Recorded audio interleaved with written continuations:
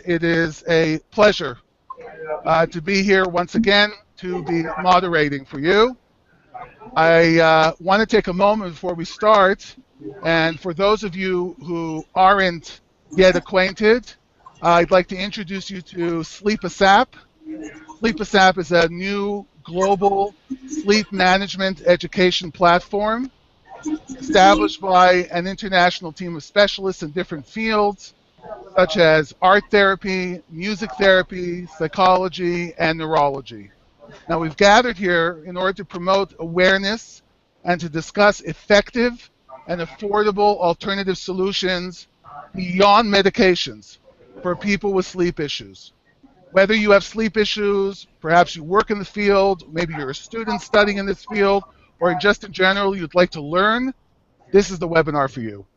Now, today we're actually going to continue a discussion we had from a while back with two guests who have truly a vast amount of experience and knowledge in the field of sleep.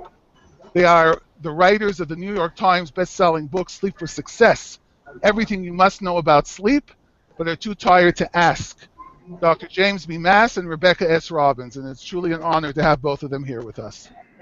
Now, the formal issue today that we're going to be discussing is from puberty to 24 years of age, why our students are sleep deprived and walking zombies, and what's the solution. But I suspect that this discussion will be quite broader. All right, now I want to take a moment to introduce our guests. Dr. James B. Maas is a leading authority, author, and international consultant on sleep and performance, and is the CEO of Sleep for Success. Dr. Maas has been the Stephen H. Weiss Presidential Fellow, Professor and past Chairman of Psychology at Cornell University, and he served for 8 years as a professor at the Weill Cornell Medical College, Qatar. He holds the world's record for university teaching, having taught more than 65,000 students in his 48 years on the Cornell faculty. Dr. Maas is one of the world's most sought-after corporate, medical, education, and professional athletic team speakers. He's been featured in more than 200 articles in the popular press and appears frequently on national television on programs such as The Today Show, NBC Nightly News, CNN, Good Morning America, The View, Regis and Kelly, ABC's 2020, and Oprah. So that's real. Now, I'd also like to introduce Rebecca S. Robbins. She's a doctoral candidate in health, communication, and behavioral sleep medicine. She is a colleague of Dr. Maas and has done research with him, and her research is on the link between sleep and daytime functioning. Her work has appeared in peer-reviewed journals, including Health Communication and Preventing Chronic Disease. So, as I said, a tremendous team here we have. I want to thank both of you, Jim and Rebecca, for being available for us. And Jim, if I could possibly ask, for those who were unlucky enough not to have heard our previous discussion, could you take a few moments and summarize what we discussed last time? I'd be very happy to do that. And one of the things that we started out with last time was a listing of the serious consequences of sleep deprivation. And certainly college students, high school students, are indeed walking zombies. They are the most exhausted, tired segment of our entire population. So we have to address that and do something about it. The consequences of not getting enough sleep, and these kids don't. The average amount of sleep that people need at that age, from puberty to 24 years of age, to be fully alert all day long is 9¼ hours, and as Rebecca and I have found out, they average 6.1. That's more than a 3-hour deficit every single night. Well, the deleterious consequences are drowsiness during the day at inappropriate times, like the early morning hours of going to school, increased risk of heart disease, that's, heart attacks and strokes, type 2 diabetes, irritability, anxiety, depression, weight gain, loss of sense of humor, loss of socialization skills, and loss of motor skills. We'll talk about athletics and the role that plays as far as sleep, and especially decreased cognitive performance, a reduced ability to process, to concentrate, to remember, to communicate, and certainly Rebecca's going to talk about that. She's world's expert in these communications. To multitask, to be creative, to think critically. They make poor decision skills, reduced health, reduced performance, and I think the big thing is with sleep deprivation, a sincere, significant reduced ability to be healthy. Your immunity system just crashes with the amount of sleep that these students are getting today. So we have done a lot of studies. You mentioned our studies with 11 prep schools. Rebecca and I went to Deerfield Academy. Just for the audience, I'd just like to mention I had a few moments to speak with Jim and Rebecca before we started, and of course I was blown away by the work they've already done and their incredible research. So we had discussed an incredible set of studies that Jim and Rebecca had done with a number of prep schools. Please. Yeah, thanks. We went to Deerfield Academy, a prep school in Massachusetts, and talked to the students about all these serious deleterious consequences of not getting enough sleep. And then we tracked their sleep after they heard about the importance of good sleep. And we found a number of things, although the faculty was completely against the idea of starting school later. The headmistress of the academy, Margarita Curtis, insisted that we do a trial in one semester where school time would be delayed. So we had the students coming into the dorms lights out a half hour earlier than they had been, and school starting a half hour late, meaning they were hopefully getting another hour of sleep. They've been keeping track of grade point average since 1789. The school started at that point. And it's not the same headmistress still. No. Okay. Because that'd be a little spooky, you know. Anyway, grade point average increased more significantly in that semester where we first ran the study than it had in the history of Deerfield. That's astounding. More hot breakfasts were consumed. The faculty was happier. The students were happier. There were less visits to the infirmary. All sorts of great things happened, and now the faculty would never go back to the old system. One of the interesting things we did, an interesting measure, is we measured when the lights went out because we had information as to power consumption, and sure enough, the lights were going out earlier than before. We took this program to other prep schools as far away as Hong Kong and China, the Hill School, Hotchkiss, all the big, Exeter, Andover, all the big and most famous prep schools in the world, and they've had the same wonderful results. I was recently in South Korea where we got all the schools in Seoul to mandate that school would not start until 9 o'clock in the morning when they had been starting around 7. With all the tiger moms over there pressuring kids to get up early to have extra lessons, we changed, I think, the culture in a very, very short period of time. So that's kind of the sum and substance of what's going on. Then we came to where I was teaching, and Rebecca had already graduated, was already in graduate school, and incidentally, this is time for celebration because Rebecca is only something like 5 weeks away from completing an incredible doctoral program. So next time we're on, we have to call her Dr. Robbins. And Rebecca, she's very you can start today. I'm more than happy. No problem. Yeah, she's very modest about these things, but has no right to be modest. She's absolutely fabulous. Anyway, she was teaching as an assistant for me over in Qatar at our medical school there.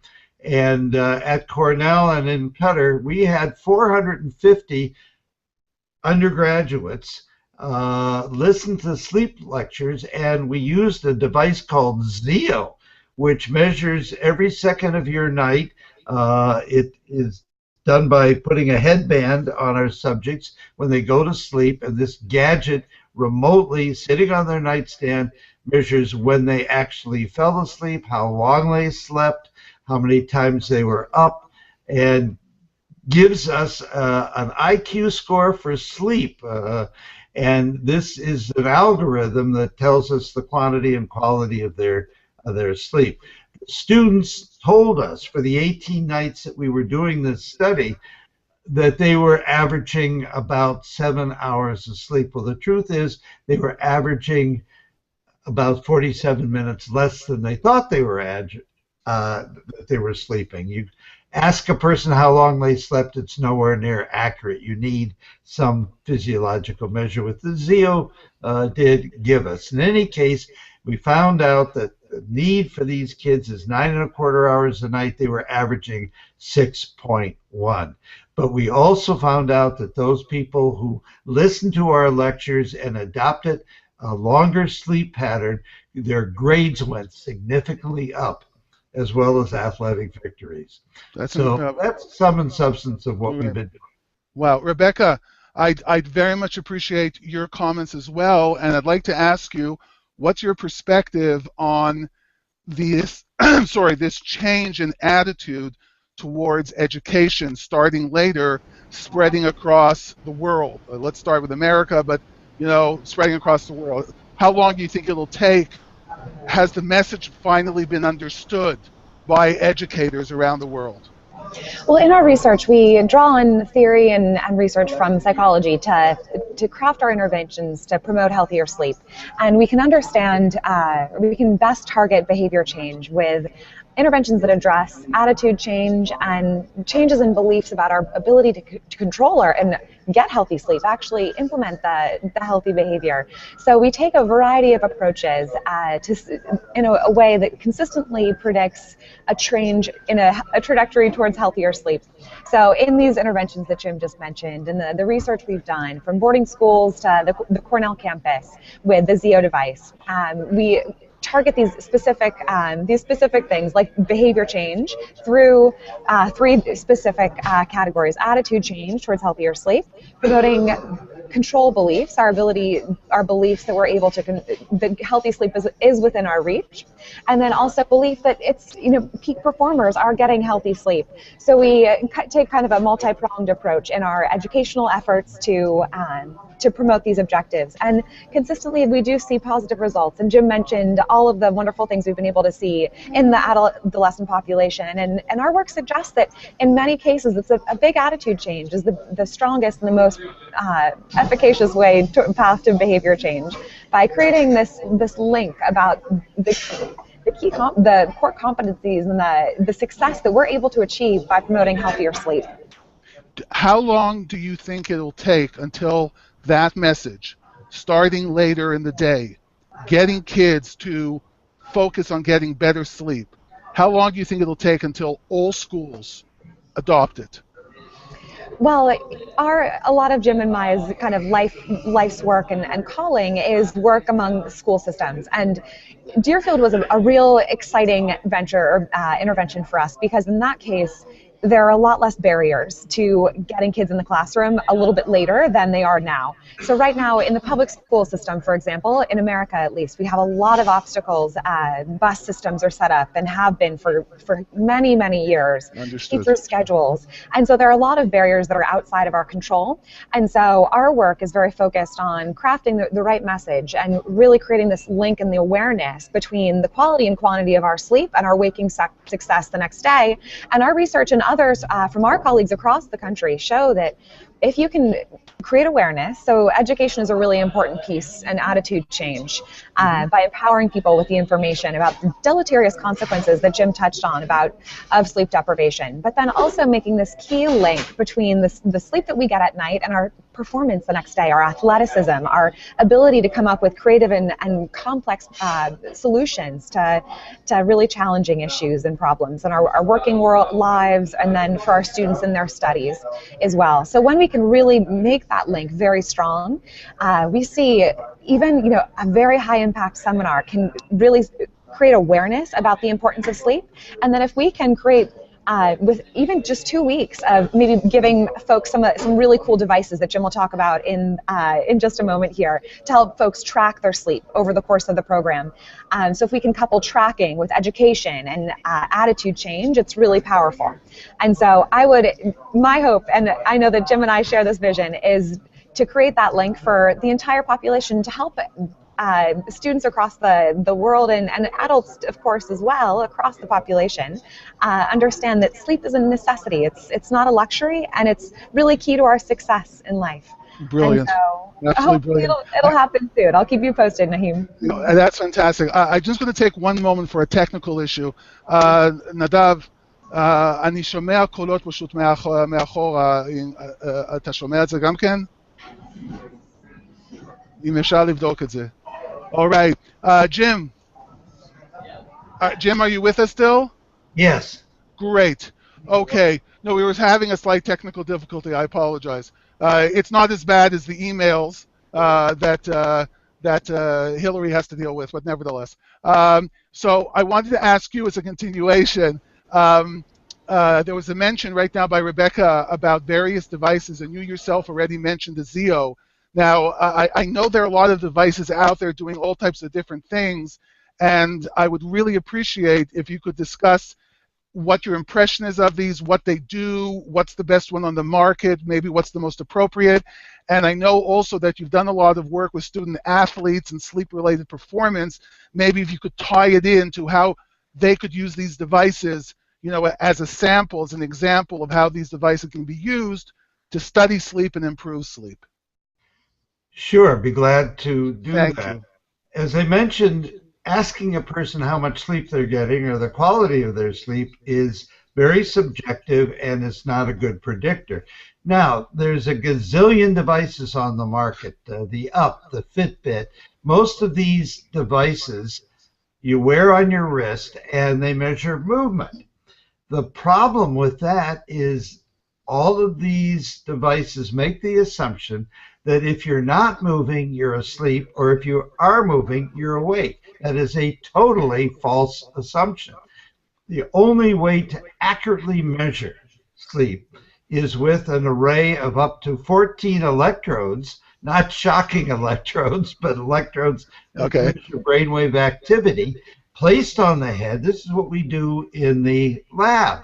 That's the gold standard. And very few, if any, of these actigraphy devices measure accurately as opposed to the gold standard. Well, there's some new devices out right now that are coming out that are very exciting. The iWatch that Apple developed, and I was part of that team, at first... You were part of the team that developed the sleep part of the iWatch? I was a consultant to the iWatch team, yes. You realize that elevates you to mega cool status. And the problem is that we attempted to measure brainwave activity so we could give a measure of sleep, an accurate one, and we were unable to achieve that as of now. Things are in development. It's coming. So we took that aspect off of the marketing plan and said, oops, sorry, we're not ready to do that, because when Apple does something, they want to do it right. Perfect. But it's in the plan for the future. And it's a plan for the future. There is a product that's just come to market called Beddit, B-E-D-D-I-T. Right. Pardon me. It measures quite accurately heart rate. It consists of a strip that you put between your bottom sheet and your mattress across the area of your back. that is very, very accurate in terms of measuring light sleep and deep sleep.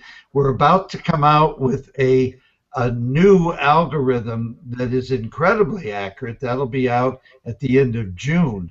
And that's a device we can look forward to getting a really good measure of sleep, just short of having the sleeper have to wear something.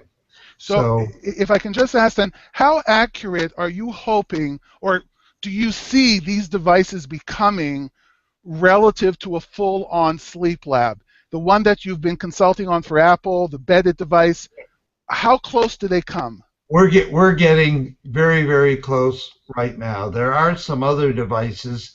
A brilliant sleep researcher wore about 6 devices on his arm and compared that the very same nights to his sleeping in the lab with the array of 14 electrodes, and found that the most popular on the market of these devices was the least accurate. And even some of the clinical ones, like the ActiWatch, was not very accurate at all.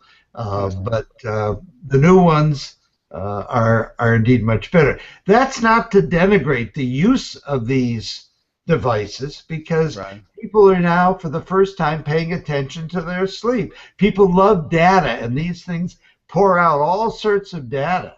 The problem is the data is not accurate, but it does call to mind for all the people that are concerned about their health the factor of sleep.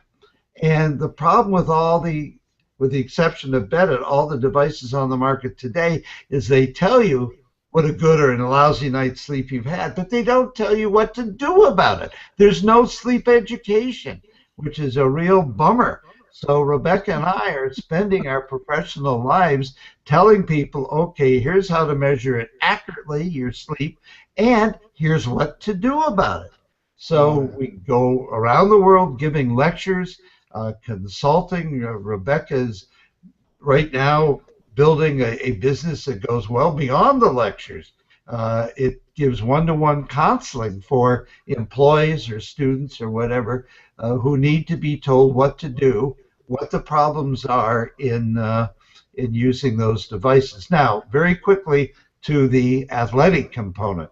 I noticed at Cornell, where I taught a class of average 2,000 kids per semester in a huge concert hall, that not only were they sleepy during my brilliant lectures, they would fall asleep before I showed the first slide. Boy, there's an issue here. And I remember the lacrosse team, all the freshman lacrosse players, all the freshman hockey players, both male and female, and a whole bunch of other sports. The coaches wanted the kids to take my course, and they would come in, the lacrosse team in particular, and within 2 minutes of my lectures, they were sound asleep right in the front row. You should sell this technology to the airline industry, because they need the same thing, for people to just go to sleep the second they sit down in their chair. The problem is, that's a good point, the problem is that that's happening in the cockpit. And I have been studying for years, for almost 30 years, what goes on in the cockpit. And my youngest son and his wife are both major jet pilots. Wow. And they regale me with stories. We have a board at NASA Moffett Field where pilots tell us near misses without getting reported to the airlines, and we share that with the world without putting the pilots' names. Sure. And the number of people who have fallen asleep on landings is huge. The reports come in, 1 page per report. We get 8 inches of pages every year, and most of them have to do with fatigue in the cockpit. And we've done a lot of studies now on jet lag and its effect. That's for another program. In any case, these lacrosse players, we gave them a challenge. We measured their sleep, and in that sport and all the other sports we've worked with, we've seen significant improvement in athleticism. There's something that happens between the 6th and 8th hour of the night called sleep spindles, where a rush of calcium into the motor cortex binds all the skills you need, like swinging a golf club, a slap shot in hockey, into an instant motor response and motor muscle memory. And by extending our athletes' sleep by an hour or so, they get these sleep spindles in the motor cortex. And their athleticism literally overnight gets better. Real quickly, case history. Wow. A young lady, 15 years old, trying to be an Olympic figure skater, but is frustrated. She wants to quit because she's not getting any better. She had the finest skating coach in North America, the finest sports psychologist in the world. Nothing was doing any good. Both of her parents were my students 35 years ago at Cornell, major athletes themselves. They called me, "Would you talk to our daughter?" And I said, well, I'd be glad to. And I found out that she, like all professional swimmers and figure skaters, were doing 2 a day. She was getting up at 4 every morning, going to the rink at 4:30, skating 2 hours, having breakfast, going to school, back at the rink at 4 in the afternoon, another 2 hours, averaging about 5 hours of sleep, getting those sleep spindles in her motor cortex. Make a long story short, she adopted our technique, no longer showed up in the morning for morning skate, got 9¼ hours of sleep every night, was banished from one end of the rink where the Olympic hopefuls were practicing because they thought she was a joke because she wasn't skating twice a day. Well, she went to the Olympics in Salt Lake City, 2002. What did she do? She won the gold medal. That's Sarah Hughes. We've been doing this with high school students. I'm missing something here. I apologize. I'm going to jump to Rebecca for a moment. Rebecca, sure. I don't get it. You know, you guys are talking about incredible positive effects on productivity. The kind of stuff, I'm going to be very honest and straight with you. The kind of stuff that professional athletes take steroids for, okay? They take steroids, increase their performance by 10, 20, 30%, and you're talking about equivalent performance improvements. I'm going to throw in one personal note. I used to do it very recently. I used to powerlift. My son is a football player. We used to train together, and one of the most important lessons I learned over the years, and I transmitted him, was, interestingly enough, I said, you have to get enough sleep. Your muscles don't grow when you're training. They grow when you're resting. Now, I'm going to ask you, Rebecca, why? How is it that you guys have this incredible success? We're talking about Olympic stars, and it's like the best kept secret. I'm not hearing you. I'm not hearing you, Rebecca. I'm not hearing you. Thank you. Perfect. There you are. I was muted somehow. We couldn't agree more. And just getting healthier sleep, and we're not talking about lying around in bed for 8 or 9 hours. We're talking about deep, efficient rest. And we do that with simple changes to our everyday lives. And Jim and I, in our work, we distinguish between the healthy sleep habits that we keep over the course of our lives. We break them down to 4 things. Number 1, find your personal sleep need and meet it every single night. Most adults, it's between 7 and 8 hours, but for teenagers and college students, the topic of this webinar, it's closer to 9, maybe 9¼ hours of sleep at night is their personal sleep need. So number 1, find your sleep need. Number 2, keep it consistent. If nothing else, fall asleep and wake up at the same time. And especially if nothing else, waking up at the same time. And now we're all guilty of looking at sleeping in as this luxury and something that we, it's how we catch up, it's how we get by. But all of the research, and our research and that of our colleagues, suggests that when you keep inconsistent schedules, the quality of your sleep and your ability to fall asleep itself diminish. So consistent sleep, number 2. Number 3, sleep in one long block. Don't chunk it up. So when Jim and I were speaking to Google, we had a couple interesting questions from engineers, folks who were like, what about, I have to be creative in short bursts. So if I sleep for an hour and then up for 2 and then sleep for another hour. But no, because REM actually doubles one of the most important phases of sleep for our cognition, our memory, our ability to think, creatively and in complex ways, is cumulative. And each period of REM doubles in duration. So to have the benefits of really efficient, deep rest, you do need to keep it consistent. So that's find your personal sleep need, keep it consistent, sleep in one long block. And then the last is make up for lost sleep. So whenever you do find yourself having a night of shortened sleep, make sure to get in a nap the next day and get right back to your normal schedule. So those are 4 of our Right. general lifestyle, How do you get that message out? How do you get that message out to everyone? Now, those are the 4 strategies that are good for all of us to keep. But the other things that Jim and I do a lot of work on are small little changes over the course of our day. And healthy sleep actually starts as soon as you wake up in the morning. So what we eat actually plays a big role in the quality of our sleep. The old adage from the nutrition literature says a really big breakfast, a healthy lunch, a hearty lunch, and then a light dinner. So a breakfast of kings, a lunch of princes, and a dinner of paupers. And that holds up from a sleep perspective. So keep dinner light. So nutrition plays a big role. Avoid caffeine as best as you can, and get exercise.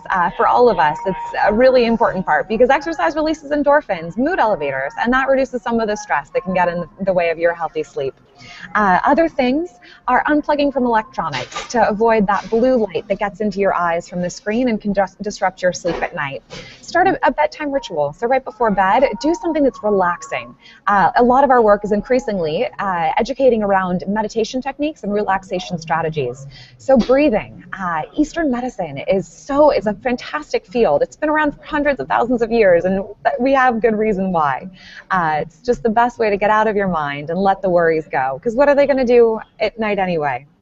So those are some of the strategies and the good sleep habits that we educate about in our seminars. And when people make these small changes, and we're not talking about, big, huge nutrition overhauls of our nutrition regimen or a huge exercise regime, but it's these little small behavioral changes. And the key to our work is educating, making the link between these little changes and outcomes. So being a better student the next day, jumping a higher hurdle the next day, doing a little bit better in your athletics. And these small changes, it can be tremendously powerful. Just try it. What do you have to lose is one of our biggest messages. No, it's brilliant. It's absolutely, as I said, I'm blown away by these numbers. They really are, illegal. That's how powerful they are. Jim, let me come back to you after these additional points. And if you were going to summarize for young students and for this age group we've been talking about, what would you say is their best approach to improving their sleep? I appreciate you've detailed all the components and so on, but sometimes it's hard for younger people to plan. That's part of being young and wild and so on. So what do you say to very young people? How do you frame the message? That's a wonderful, wonderful question. Thank you. We have to get their attention. What makes students change is a promise of better grades so they can get into college when we're talking about high school or even middle school students, or even elementary school students, getting into good private schools or whatever. And promising they'll have a better social life and certainly a better athletic life. Let me just bring up something that we haven't mentioned yet that is key to students in sleep. Chuck Seisler at Harvard discovered it just a couple of years ago that the teenage brain is set to go to sleep preferably around 2 to 3 o'clock in the morning and set to wake up about 11 o'clock in the morning. Interesting. So here are students coming to school 7:30, 8 o'clock in the morning in the middle of their circadian night. We are talking to them in their sleep. We have their bodies in the classroom, but their brains are back on their pillows because they have something called delayed sleep phase syndrome, meaning that their biological clock is such that they don't get sleepy until late at night. The reason for that is that the growth hormone in this age group is being secreted around midnight, which is fine and good. We need that growth hormone. But at the same time, it suppresses the flow of melatonin. So when you do try to go to sleep and you turn off the lights at 11 at night or midnight, you're not sleepy. You're kind of wide awake. And in the morning, if we try to get you up at 6:30, 7:30 to go to sleep, we can't do it because that's in your deepest sleep. I've had school superintendents, before they hear me or Rebecca lecture, they say, oh, we teach all the AP classes, all the important science classes, first thing in the morning while the kids are most alert. That's when they're most asleep. So we have to encourage this later school start time, which Rebecca and I are doing all over the world. So people have to be cognizant of that. But there is a workaround when school boards refuse, because they don't know the data, to have later school start times. They give excuses about bus schedule. It's all nonsense. We show them fMRIs of brain activity when students are doing SAT problems. And 6.5 to 7 hours sleepers, there's nothing going on in the brain. The neurons aren't firing. It's amazing. Give those students 1 extra hour of sleep and suddenly the brain begins to function again. That's pretty darn good evidence. But in the meantime, there is a gadget called Lightbook, Litebook, which in the new version called the Lightbook Edge is about the size of an iPhone. And it has 50 daylight spectrum bulbs in it. And if you put it 2 feet away at a 45-degree angle, as soon as you wake up in the morning for 15 to 20 minutes, it changes your biological clock. So these night people, these students, become morning people. They're wide awake in the morning and they get sleepier early at night. It really is a godsend. We're using it for everything from seasonal affective disorder to the help for pilots on international or transcontinental flights, to executives who have to get up early in the morning. So now we have wide awake kids in the morning. And it's a great cure for jet lag, non-pharmacological cure for jet lag.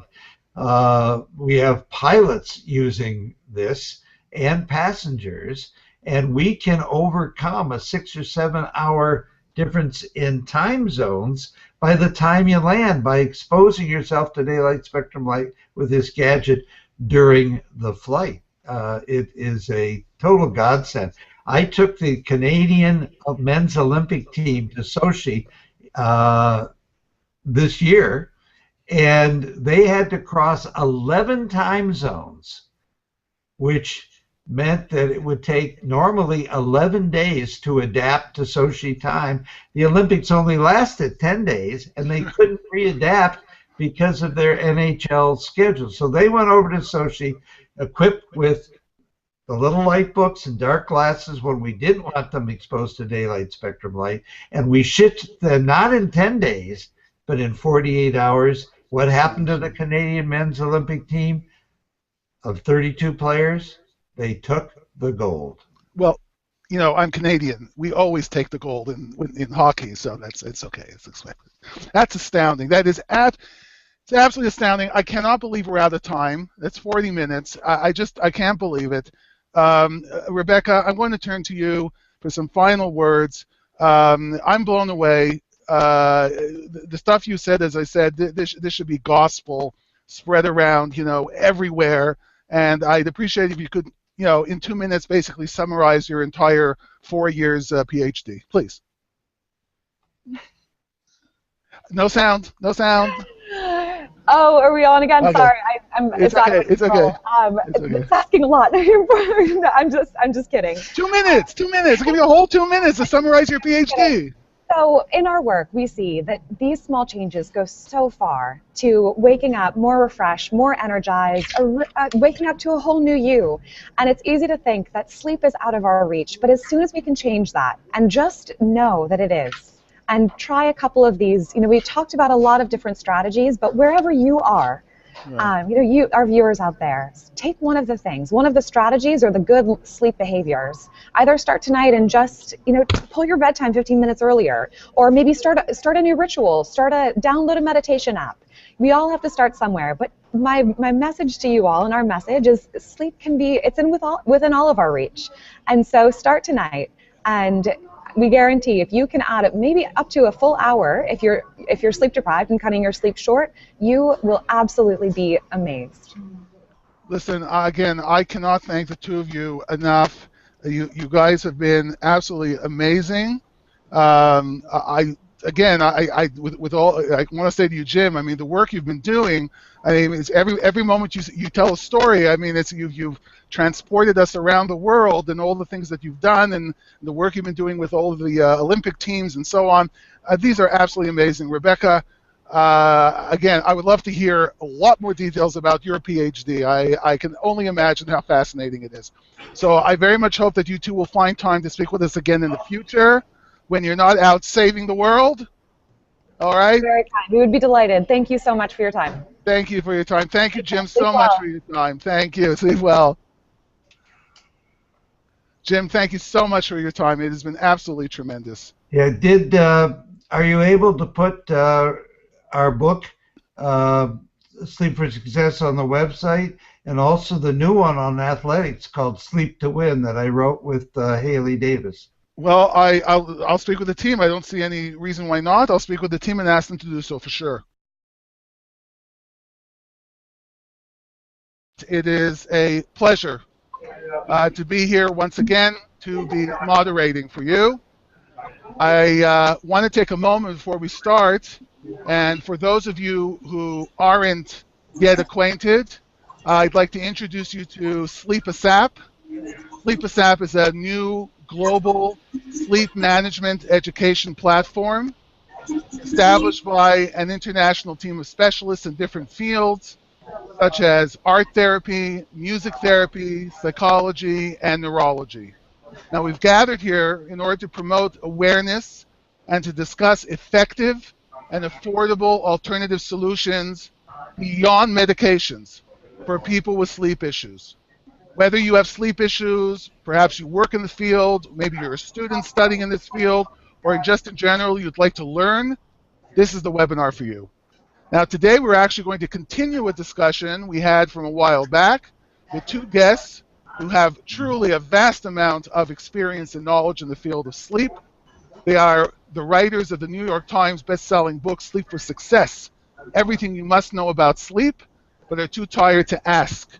Dr. James B. Maas and Rebecca S. Robbins, and it's truly an honor to have both of them here with us. Now, the formal issue today that we're going to be discussing is from puberty to 24 years of age, why our students are sleep deprived and walking zombies, and what's the solution. But I suspect that this discussion will be quite broader. All right, now I want to take a moment to introduce our guests. Dr. James B. Maas is a leading authority, author, and international consultant on sleep and performance, and is the CEO of Sleep for Success. Dr. Maas has been the Stephen H. Weiss Presidential Fellow, professor and past chairman of psychology at Cornell University, and he served for 8 years as a professor at the Weill Cornell Medical College, Qatar. He holds the world's record for university teaching, having taught more than 65,000 students in his 48 years on the Cornell faculty. Dr. Maas is one of the world's most sought-after corporate, medical, education, and professional athletic team speakers. And strokes, type 2 diabetes, irritability, anxiety, depression, weight gain, loss of sense of humor, loss of socialization skills, and loss of motor skills. We'll talk about athletics and the role that plays as far as sleep, and especially decreased cognitive performance, a reduced ability to process, to concentrate, to remember, to communicate, and certainly Rebecca's going to talk about that. She's world's expert in these communications. To multitask, to be creative, to think critically. They make poor decision skills, reduced health, reduced performance, and I think the big thing is with sleep deprivation, a sincere, significant reduced ability to be healthy. Your immunity system just crashes with the amount of sleep that these students are getting today. To do that. And one of the things that we started out with last time was a listing of the serious consequences of sleep deprivation. And certainly college students, high school students, are indeed walking zombies. They are the most exhausted, tired segment of our entire population. So we have to address that and do something about it.